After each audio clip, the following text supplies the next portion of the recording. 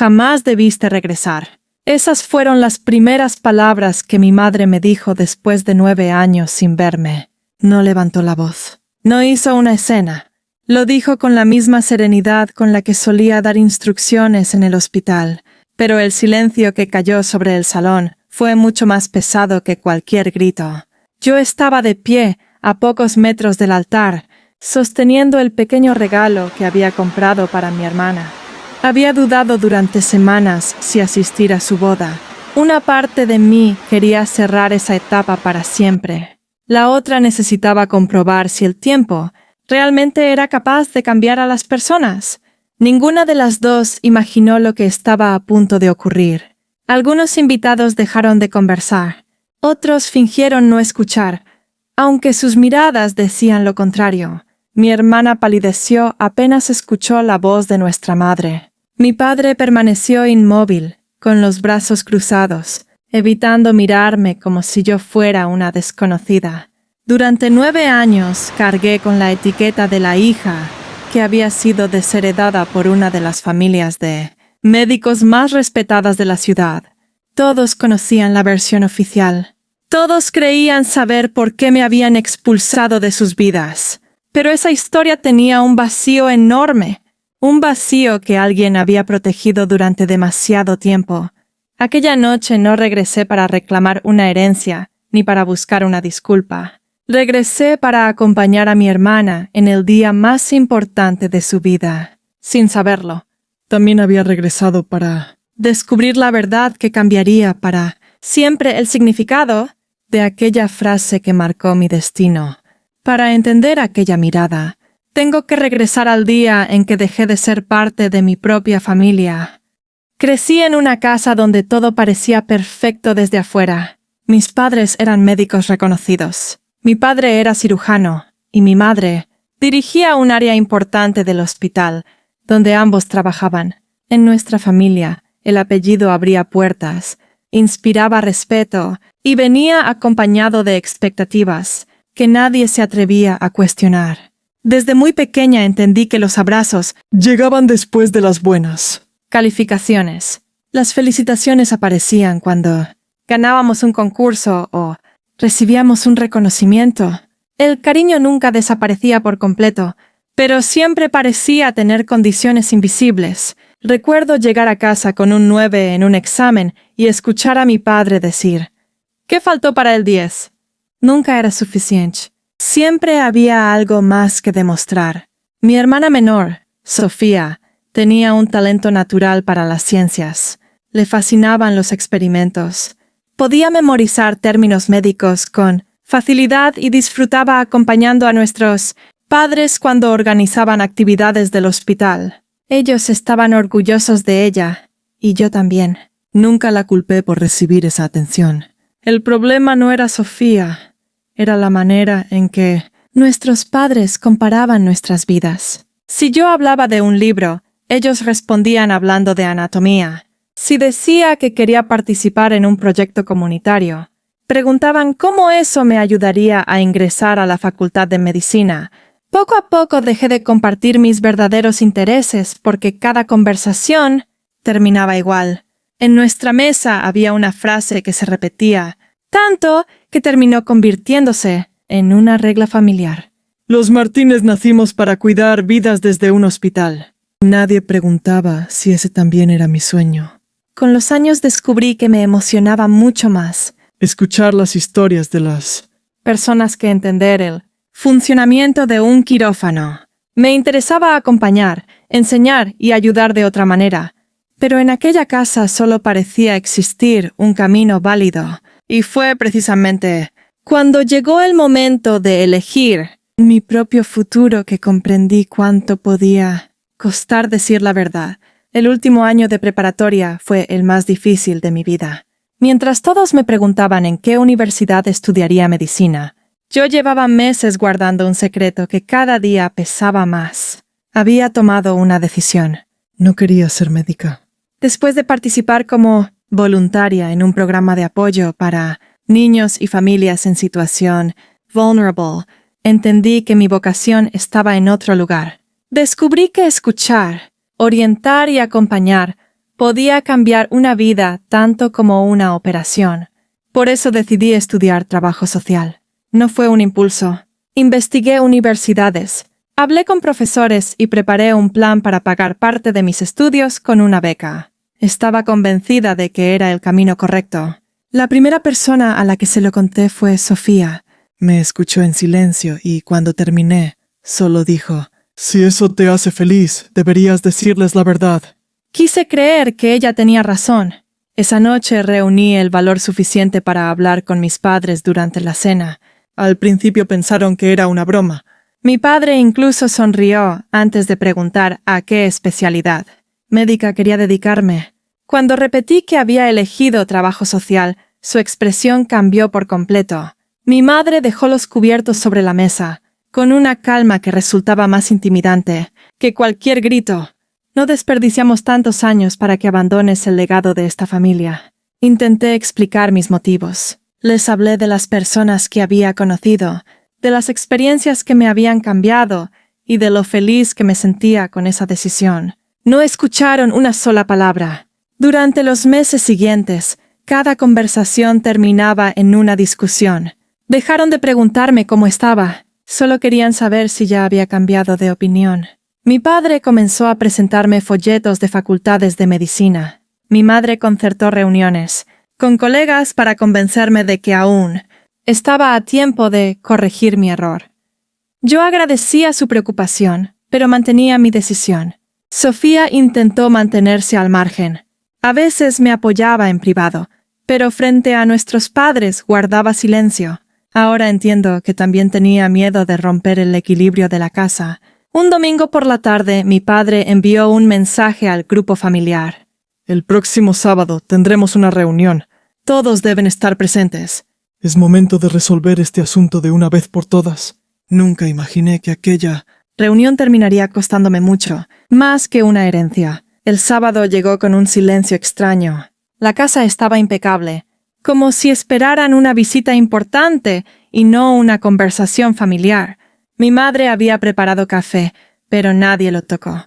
Mi padre permanecía sentado en la cabecera de la mesa con una carpeta color azul, frente a él. Sofía evitaba mirarnos. Desde el primer instante comprendí que aquella reunión no era para escucharme. Era para comunicar una decisión que ya estaba tomada. Mi padre abrió la carpeta con la misma frialdad con la que revisaba expedientes en el hospital. Te dimos tiempo para reflexionar, dijo sin levantar la voz. Elegiste otro camino. También tendrás que aceptar las consecuencias. Respiré hondo antes de responder. Acepto que no compartan mi decisión, pero sigue siendo mi vida. Mi madre cruzó las manos sobre la mesa. No se trata solo de una carrera. Estás rechazando todo lo que esta familia ha construido durante generaciones. Luego deslizó un sobre hacia mí. Dentro había una copia de un documento donde se establecía que yo quedaba excluida de cualquier futura distribución del patrimonio familiar. No entendía todos los detalles, pero el mensaje era evidente. Querían dejar claro que ya no contaban conmigo para el futuro. Lo que más me dolió no fue el papel. Fue escuchar a mi padre decir: «A partir de hoy tendrás que hacer tu vida por tu cuenta». Nadie gritó, nadie golpeó la mesa. Todo ocurrió con una serenidad que hacía la escena aún más dolorosa. Miré a Sofía. Tenía los ojos llenos de lágrimas, pero permaneció en silencio. No discutí. No rogué. No intenté convencerlos por última vez. Subí a mi habitación. Saqué una maleta vieja del closet y guardé solo lo indispensable. Algo de ropa, algunas fotografías de mi infancia, un cuaderno donde escribía desde adolescente y un pequeño colgante que había pertenecido a mi abuela. Cuando estaba por cerrar la maleta, encontré un sobre blanco sobre mi escritorio. No tenía remitente, solo mi nombre escrito a mano. Lo guardé sin abrirlo. En ese momento no tenía fuerzas para descubrir qué contenía. Salí de la casa con la sensación de que estaba dejando atrás mucho más que un hogar. Mientras la puerta se cerraba a mis espaldas, estaba convencida de que jamás volvería a ver a mi familia reunida. No tenía idea de que aquel adiós solo era el comienzo de una historia completamente distinta. Lo que parecía el final fue apenas el comienzo de otra vida. Los primeros meses fueron mucho más difíciles de lo que imaginaba. Dormí durante un tiempo en la habitación de una compañera del programa de voluntariado, donde había colaborado antes de salir de casa. Ella y su madre apenas me conocían, pero nunca me hicieron sentir una carga. Aquel pequeño departamento tenía poco espacio, aunque por primera vez en muchos años experimenté algo que no recordaba haber sentido en mi propia casa: tranquilidad. Conseguí una beca parcial para estudiar trabajo social y, para cubrir el resto de los gastos, trabajé por las tardes en una biblioteca comunitaria. No era una vida cómoda, pero cada paso que daba era una decisión mía. Con el tiempo me gradué y empecé a trabajar en un centro que acompañaba a niños y familias que atravesaban momentos difíciles. Cada historia me recordaba que las heridas no siempre se veían por fuera y que una conversación sincera podía cambiar el rumbo de una persona. Paradójicamente, mientras más ayudaba a otros a reconstruir sus vidas, también iba reconstruyendo la mía. Encontré amigos que celebraban mis logros sin compararlos con los de nadie. Compartí cumpleaños sencillos, cenas improvisadas y momentos que nunca aparecían en fotografías elegantes, pero que estaban llenos de afecto verdadero. Aprendí que una familia también puede formarse con personas que te eligen todos los días. Durante esos 9 años nunca recibí una llamada de mis padres. Tampoco la esperé. Hubo noches en las que imaginé cómo habría sido escuchar una disculpa o simplemente un ¿cómo estás? Pero entendí que vivir pendiente de algo que quizá nunca llegaría solo prolongaba el dolor. Así que seguí adelante, hasta que, una mañana cualquiera, al regresar del trabajo, encontré un sobre en el buzón de mi edificio. Reconocí la letra antes incluso de leer el remitente. Era la caligrafía de Sofía. Después de 9 años de silencio, mi hermana finalmente había decidido buscarme. Cuando vi su nombre en el sobre, supe que nada sería sencillo. Abrí el sobre con más nervios de los que quería admitir. Dentro había una invitación sencilla para la boda de Sofía y una nota escrita a mano. Si decides venir, me haría muy feliz verte. Si decides no hacerlo, lo entenderé. Pero antes de tomar una decisión, por favor, llámame. Hay cosas que nunca pude decirte. Leí esas líneas varias veces. Durante 9 años había imaginado muchas formas de volver a saber de mi hermana, pero ninguna se parecía a esa. Pasé 2 días completos con el teléfono en la mano antes de reunir el valor para llamarla. Cuando escuché su voz, sentí que el tiempo se había detenido. Hablamos con cautela al principio. Como 2 personas que intentaban reconstruir un puente después de una larga tormenta. Poco a poco, las palabras comenzaron a salir con más naturalidad. Me contó que seguía ejerciendo como médica y que estaba a punto de casarse con un compañero del hospital. Sonaba feliz, pero había algo en su voz que no lograba ocultar. Una preocupación constante. Cuando le pregunté si nuestros padres sabían que me había invitado, guardó silencio durante unos segundos. «No fue una conversación fácil», respondió finalmente. Esa breve pausa dijo mucho más que cualquier explicación. Después añadió algo que me sorprendió. No fui la única persona que insistió en que recibieras la invitación. Quise preguntarle quién más había hablado por mí, pero respondió con una frase que despertó aún más mi curiosidad. «Prefiero que lo descubras cuando estés aquí». Durante varios días dudé si asistir. No temía enfrentar a mis padres. Lo que realmente me preocupaba era abrir heridas que tanto esfuerzo me había costado cerrar. Sin embargo, también entendí que llevaba demasiado tiempo huyendo de un capítulo que seguía incompleto.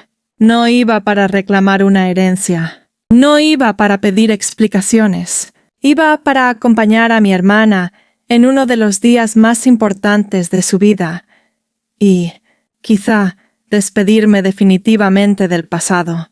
Preparé un regalo sencillo, confirmé mi asistencia y emprendí el viaje con una mezcla de calma e incertidumbre. Pensé que estaba preparada hasta que crucé la puerta del salón. El salón era elegante, exactamente como imaginaba que sería una boda organizada por mi familia. Todo estaba cuidadosamente planeado. Las flores, la música, las mesas perfectamente alineadas. Durante unos segundos pensé que quizá podría pasar desapercibida. Me equivoqué. Apenas crucé la entrada, varias conversaciones se detuvieron al mismo tiempo. Algunas personas me reconocieron de inmediato. Otras tardaron unos segundos en asociar mi rostro con el nombre que hacía años había desaparecido de las reuniones familiares. Sentí decenas de miradas sobre mí, pero seguí caminando con tranquilidad. No había ido a provocar a nadie. Sofía fue la primera en acercarse.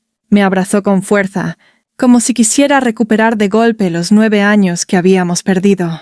«Gracias por venir», me susurró con la voz entrecortada. Le respondí con una sonrisa y le entregué su regalo.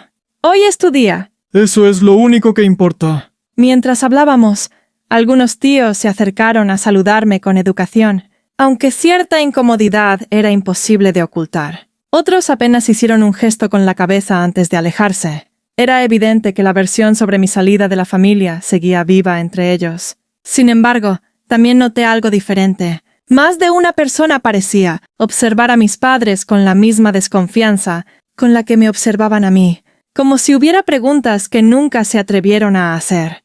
Mi padre permanecía al otro lado del salón, conversando con unos colegas. En ningún momento intentó acercarse. Mi madre, en cambio, caminó lentamente hacia donde estábamos. Cuando quedó frente a mí, me recorrió con la mirada durante unos segundos. Después dijo, con una serenidad que heló el ambiente: «Hay decisiones que nunca dejan de tener consecuencias». Nadie respondió. Pero algo llamó mi atención. Lejos de asentir, varios familiares intercambiaron miradas incómodas. Uno de mis tíos bajó la vista. Una prima negó levemente con la cabeza. Incluso el padrino de la boda pareció sorprendido por las palabras de mi madre. Fue entonces cuando comprendí que no todos compartían la misma versión de la historia. Había un secreto que llevaba demasiado tiempo escondido, y alguien, esa misma noche, parecía dispuesto a dejar de protegerlo. Entonces apareció alguien que llevaba años guardando silencio. La ceremonia transcurrió con una calma que parecía artificial. Sonrisas para las fotografías, brindis cuidadosamente preparados y conversaciones superficiales que intentaban esconder la tensión que flotaba en el ambiente. Después de la cena, salí unos minutos al jardín para tomar aire. Fue entonces cuando escuché una voz detrás de mí. Sabía que aceptarías venir. Al darme la vuelta reconocí al doctor Ernesto Salazar, uno de los colegas más antiguos de mi padre. Lo había visto muchas veces cuando era niña. Siempre fue amable conmigo y, durante años, pensé que simplemente había olvidado mi existencia. Pero no era así. Su expresión reflejaba el peso de algo que llevaba demasiado tiempo guardando. «Necesitaba hablar contigo desde hace años», dijo mientras sacaba un sobre color café de su chaqueta. Lo sostuvo unos segundos antes de entregármelo. «Creo que ya es hora de que conozcas la verdad». Dentro había varias copias de correos electrónicos antiguos y una carta, fechada pocas semanas antes de que yo abandonara la casa. No entendía por qué aquel hombre conservaba esos documentos. Mientras intentaba ordenarlos, él comenzó a explicar. «Siempre creí que tu padre terminaría contándote lo que realmente pasó. Cuando entendí que nunca lo haría, decidí esperar el momento adecuado». Levanté la vista sin comprender. Entonces pronunció la frase que cambió todo lo que creía saber.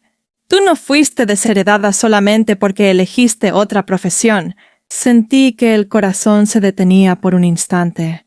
El doctor me explicó que, meses antes de aquella reunión familiar, mis padres habían mantenido fuertes discusiones relacionadas con el futuro del patrimonio familiar y con la imagen pública del apellido. La decisión de excluirme ya estaba sobre la mesa mucho antes de que anunciara que estudiaría trabajo social. Mi elección solo había servido como la excusa perfecta para justificar una decisión que ya habían considerado por otros intereses, familiares que yo desconocía. En ese momento Sofía salió al jardín buscándome. Al ver los documentos en mis manos, frunció el ceño. ¿Qué está pasando? Cuando el doctor le resumió lo ocurrido, su rostro perdió el color. Eso no puede ser cierto. Las lágrimas comenzaron a llenar sus ojos. Ella tampoco conocía esa parte de la historia. Durante 9 años había vivido creyendo la misma versión que todos los demás. Por primera vez entendimos que ambas habíamos sido víctimas del mismo silencio. Creí que ya conocía lo peor, pero aún faltaba escuchar a mi madre. No esperé hasta el final de la fiesta. Con el sobre aún en las manos, busqué a mi madre. La encontré en un salón pequeño, junto a la terraza, donde se había apartado unos minutos del resto de los invitados. Al verme entrar, comprendió de inmediato que algo había cambiado. Miró el sobre, después al doctor Salazar y finalmente a Sofía. Su expresión dejó de ser firme. ¿Quién te dio eso?, preguntó en voz baja.